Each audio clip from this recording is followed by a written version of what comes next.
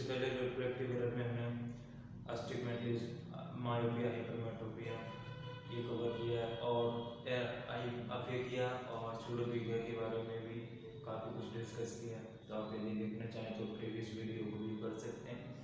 और आज हम बात करने वाले हैं एनिसोमेट्रोपिया। तो स्टार्ट करते हैं इसकी डेफिनेशन से।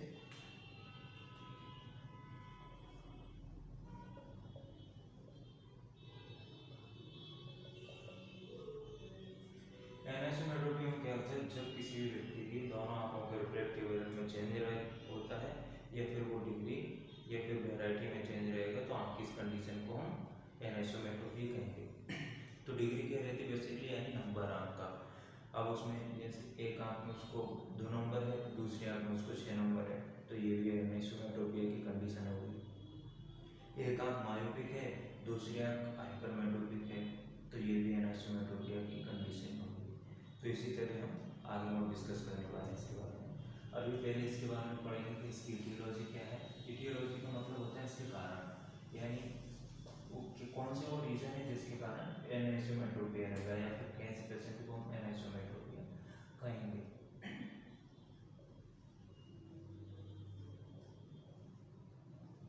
तो सबसे पहला एक कारण रहता है इसका कंजेनाइटल।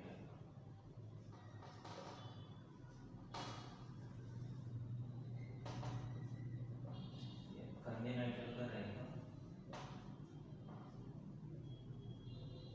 कंजेनाइटल और दूसरा रहेगा एक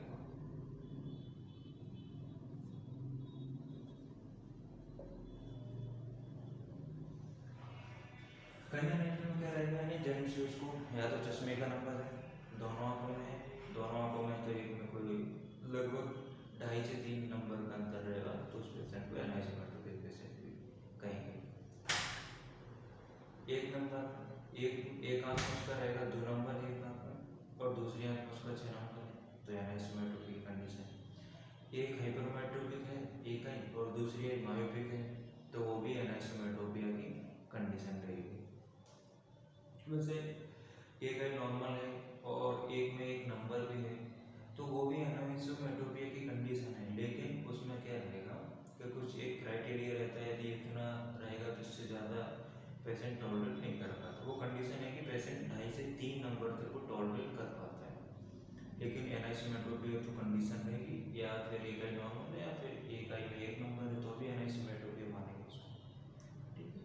तो और दूसरा रहता है एक में क्या रहता है, मान लो एक आंख नॉर्मल है, दूसरी आंख की सर्जरी हुई है। जो नॉर्मल है एक आंख और जिस आंख की सर्जरी हुई है वो मान लो मायोपिक है या हाइपरमेट्रोपिक है, तो भी एनिसोमेट्रोपिया की कंडीशन रहेगी।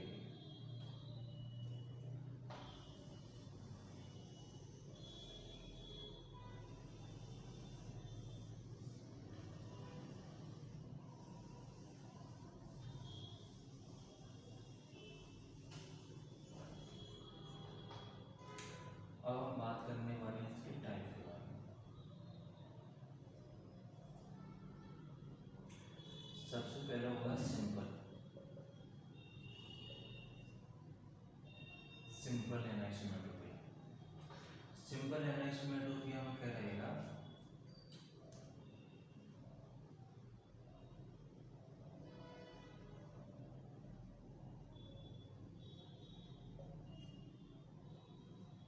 सिंपल एनिसोमेट्रोपिया में एक आई उसकी नॉर्मल रहेगी और दूसरी आई या तो मायोपिक है या हाइपरमेट्रोपिक है, तो आंख की इस कंडीशन को हम क्या कहेंगे, सिंपल एनिसोमेट्रोपिया। अब दूसरी में समझते हैं। दूसरा रहेगा कंपाउंड।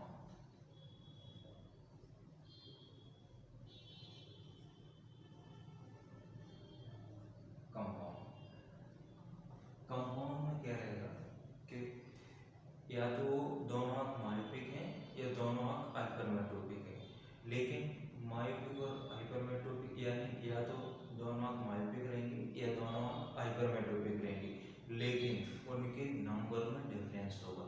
हो सकता है एक आंख में 2 नंबर हो, एक आंख में 6 हो, या एक आंख में 3 नंबर हो, दूसरी आंख में 7 नंबर हो। तो इसमें क्या रहेगा, यानी कि यदि एक डायोप्टर में रेटिना में जो इमेज बनती है वो 2% बनती किसी व्यक्ति का यदि एक डायोप्टर चेंज होता है तो उसका 2% जो इमेज रहेगी रेटिना पर वहाँ चेंजेस आएंगे उसमें। यदि मान के चलो किसी पेशेंट का 2.5 डायोप्टर का डिफरेंस है तो रेटिना की जो इमेज रहेंगी दोनों आंखों में वो भी 5% का चेंजेस आएगा। यानी एक डायोप्टर में रेटिना की जो इमेज बनती है वो 2% बनती है एक डायोप्टर में, ठीक है। तो 5% डिफरेंस रहेगा दोनों रेटिना की इमेज में यदि वो एनाइसोमेट्रोपिक पेशेंट है।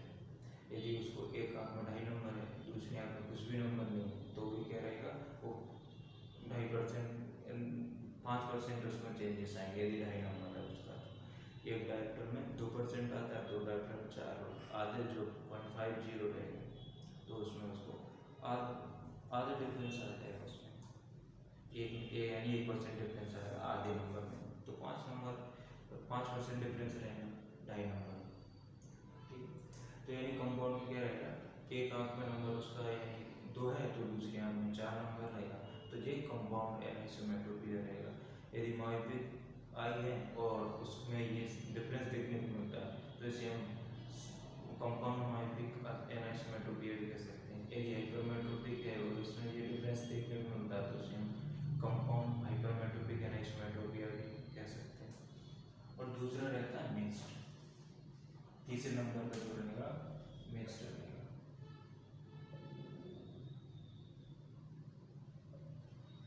मिक्स्ड रहेगा तो इसमें क्या रहेगा एक आई मायोपिक है दूसरे हाइपरमेट्रोपिक है तो ये भी एनाइसोमेट्रोपिया रहेगा, ठीक। और इसमें एक और जो अस्टिग्मेटिज्म को देखने को मिलता है, अस्टिग्मेटिज्म में पहला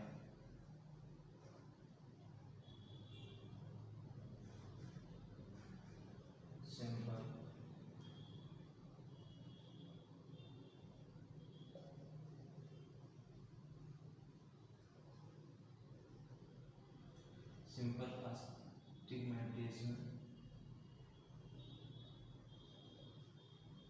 एनाइसोमेट्रोपिया।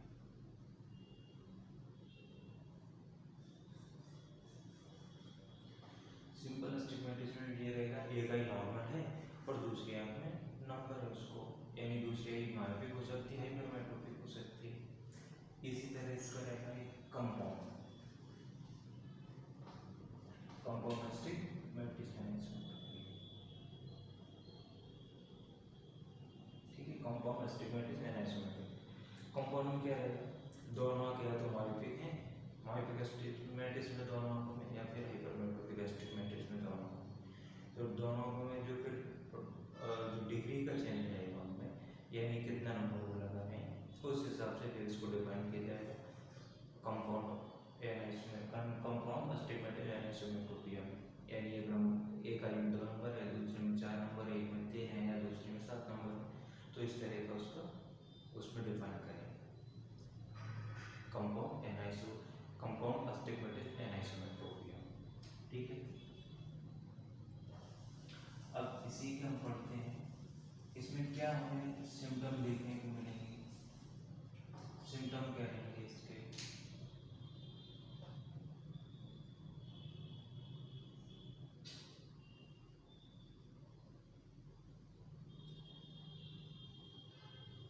इसमें सिम्टम्स क्या रहेगा डिफेक्टिव विजन रहेगा,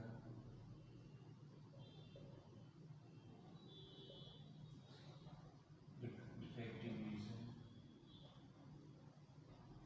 ये वो पेशेंट को यदि टॉलरेंस से ज़्यादा नंबर दिया उसको तो उसको डिप्लोपिया भी हो सकता है। ये इसके सिम्टम्स हैं। ये विजन तो कम रहेगा ऑलरेडी चाहे वो सिंपल हो कंपाउंड हो या मिक्स्ड हो या अस्टिग्मेटिज्म हो या फिर मायोपिक हाइपरमेट्रोपिक ये नॉर्मल सिंपल मायोपिक या सिंपल हाइपरमेट्रोपिक है या फिर सिंपल अस्टिग्मेटिज्म सिंपल मायोपिक अस्टिग्मेटिज्म या सिंपल हाइपरमेट्रोपिक अस्टिग्मेटिज्म तो ये नहीं तो भी उसमें क्या रहेगा क्या जब विजन का वो पेशेंट का विजन डिफेक्टिव रहेगा। और दूसरा यदि हम उसको टॉलरेट यानी लगभग पेशेंट 3 से 3.5 तक टॉलरेट करता है यानी एक आई में नंबर नहीं है तो भी वो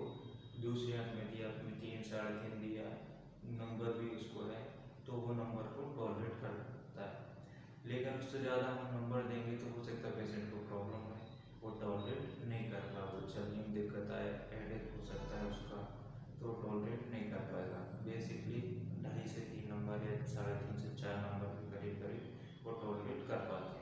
उससे ज़्यादा नंबर देता हो सकता है नहीं भी करना, और इससे ज़्यादा भी नंबर टॉलरेट कर लेते हैं पेशेंट, यदि इससे ज़्यादा नंबर हो तो भी, लेकिन वो पेशेंट के ऊपर डिपेंड करता है कि वो कितना सेंसिटिव है। तो ये प्रैक्टिकली भी रहता है कि एक जो पेशेंट को इससे ज़्यादा भी टॉलरेट कर पाते हैं। तो अभी हम इसका ये साइन पढ़ेंगे। साइन देखते हैं, इसके साइन क्या रहेगा।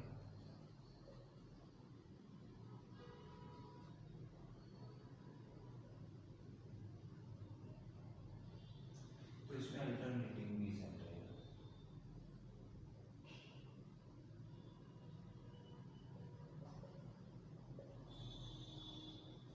अल्टरनेटिंग रीजन में क्या रहेगा, यानी पेशेंट की एक आई हाइपरमेट्रोपिक है, हाइपरमेट्रोपिक है उससे वो दूर का देख लेगा, और एक आई मायोपिक है तो उससे उसको पास का अच्छा दिखेगा। बेसिकली जो हाइपरमेट्रोपिक पेशेंट है उनको पास का अच्छा नहीं दिखता, लेकिन दूर का थोड़ा ठीक ठाक दिखता है, तो दूर का वो अच्छा दिख सकता है। और मायोपिक पेशेंट है ज़्यादातर उनको नियर का थोड़ा बेस्ट अच्छा दिखता है, और दूर का उनको थोड़ा कम दिखता है। प्रैक्टिकली ऐसा भी रहता है कि उसको मायोपिक पेशेंट है तो उसको पास दूर का तो भी नहीं दिखता, हाइपरमेट्रोपिक को पास दूर का तो नहीं दिखता। फिर जनरली जो एवरेज है वो ये है कि हाइपरमेट्रोपिक को दूर का थोड़ा ठीक दिख रहा है, तो एक आई जो हाइपरमेट्रोपिक है वो दूर का देखने के लिए काम आ जाएगी, और जो एक मायोपिक आई है वो पास का देखने के लिए काम आ जाएगी। तो ये कौन सा रहेगा, ये अल्टरनेटिंग विजन है, अल्टरनेटिंग इसका, तो साइन में अल्टरनेटिंग विजन देखने को मिलता है।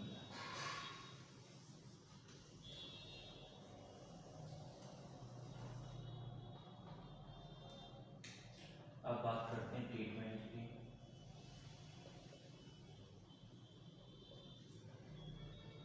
तो ट्रीटमेंट में क्या क्या रहेगा, सबसे पहले तो फर्स्ट स्पेक्टिकल्स,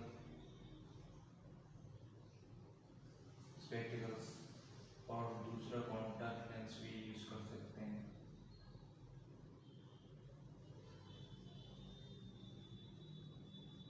कॉन्टैक्ट लेंस, तीसरा रिफ्रैक्टिव सर्जरी हो सकती है।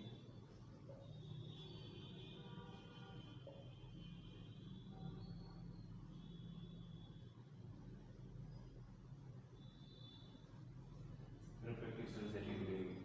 तो सबसे पहले कॉन्टैक्ट लेंस स्पेक्टिकल की बात करते हैं, तो जो भी मायोपिक है हाइपरमेट्रोपिक है उसके अकॉर्डिंग हम उसको विजन उसके रिफ्रैक्टिव को करेक्ट कर सकते हैं।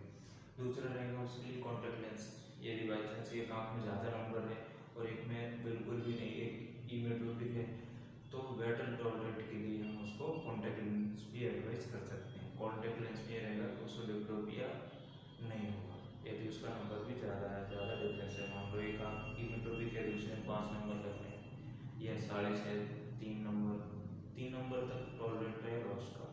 यदि वो 5 नंबर 6 नंबर और एक आई इमेट्रोपिक है तो भी उसको थोड़ा सा हो सकता है डिप्लोपिया, यदि वो टॉलरेट नहीं कर पा रहा है तो कॉन्टैक्ट लेंस भी हम उसको एडवाइस कर सकते हैं। और दूसरा है रिफ्रैक्टिव सर्जरी, तो रिफ्रैक्टिव सर्जरी में लेसिक हो सकता है, और उसका फिर ICL भी कर सकते हैं।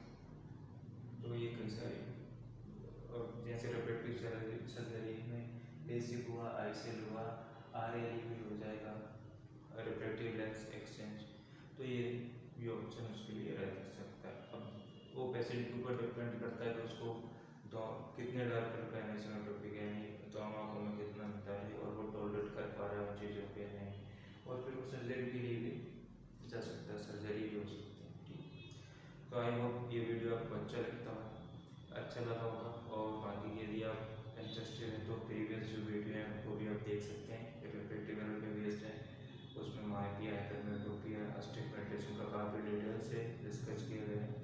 और जैसे कि अपेकिया के बारे में भी आप उसमें अपेकिया के बारे में वीडियो उसके बारे में आप देख सकते हैं, उसमें भी काफ़ी अच्छा डिटेल से डिस्कस किया गया।